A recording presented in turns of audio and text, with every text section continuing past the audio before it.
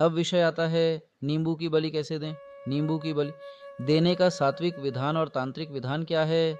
एक ऐसा सरल विधान जो एक सामान्य साधक कर सके। आइए और इस विषय को समझे, जिसके बारे में बहुत लोग पूछते हैं, लेकिन सही और शास्त्रीय जानकारी कम लोगों को होती है। नींबू की बलि किस प्रकार दी जाए, सात्विक रूप से बलि कैसे चढ़ाए, मंडल कैसे बनाए, त्रिकोण कैसा हो, नींबू को काटें या निचोड़ें, आज हम इन सभी बिंदुओं को क्रम से, विस्तार से और विधि विधान सहित समझेंगे।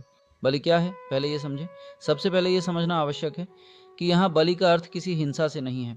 यहाँ सात्विक निवेदन की बात हो रही है, अर्थात देवता को प्रतीक रूप में ऊर्जा अर्पित करना। घर में यदि आप साधना, जप या पूजन कर रहे हैं तो उसका विधान विशेष होता है। सभी आवश्यक सामग्री जैसे नींबू, सिंदूर, पुष्प, जल आदि और काटने के लिए अस्त्र जैसे कोई चाकू, खड्ग आदि। इस क्रिया में प्रयोग होने वाला अस्त्र, चाकू, छुरी आदि जो भी आप लेते हो वह एक बार नया खरीद कर रख लो और उसी का प्रयोग करें।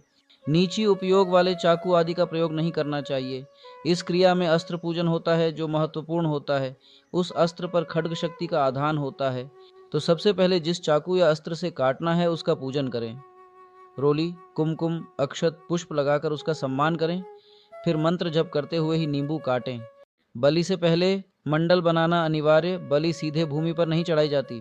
अब आप सबसे पहले त्रिकोण मंडल बनाएंगे। मंडल बनाने की विधि: रोली, कुमकुम, हल्दी और यदि उपलब्ध हो तो अश्वगंधा मिलाकर इनसे एक त्रिकोण बनाएं। यह त्रिकोण सीधा होगा। यदि आप सामान्य देवी पूजन कर रहे हैं, मंडल बनाते समय जिस देवता के लिए बलि अर्पित कर रहे हैं उनके मंत्र का जप करते रहें। मंडल बनाने के बाद अब बलि दी जाएगी तो नींबू को पकड़ने और काटने की सही विधि समझिए।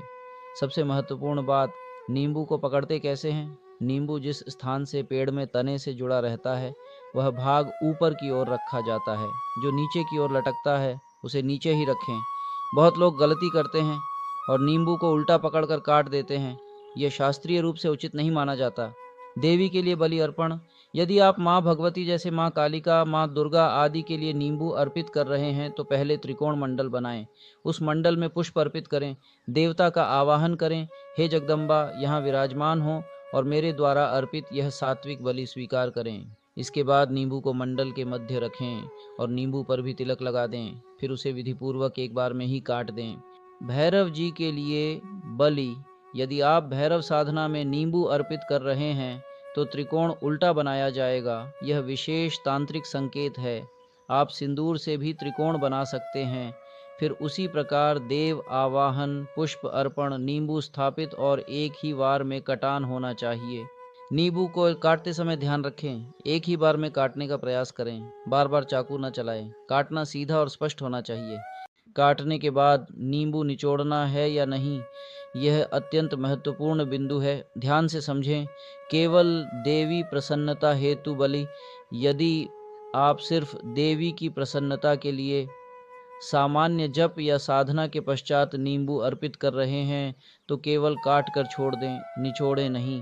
विशेष मनोकामना या बाधा निवारण हेतु यदि स्थिति ऐसी हो, कोई शत्रु बाधा दे रहा हो, रोग से पीड़ा हो, नकारात्मक ऊर्जा का प्रभाव हो, किसी विशेष समस्या की निवृत्ति हेतु बलि हो, तब नींबू को काटकर निचोड़ दिया जाता है।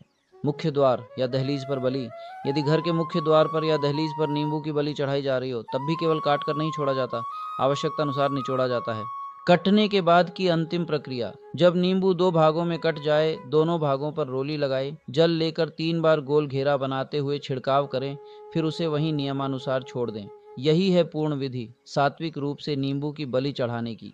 साधकों के लिए विशेष संदेश: जो भी साधना करते हैं, जब भी अपने देवता को सात्विक रूप से बलि प्रदान करें, पहले मंडल बनाएं, मंत्र जप करें, आवाहन करें, फिर बलि निवेदित करें। बिना विधि के की गई क्रिया पूर्ण फल नहीं देती।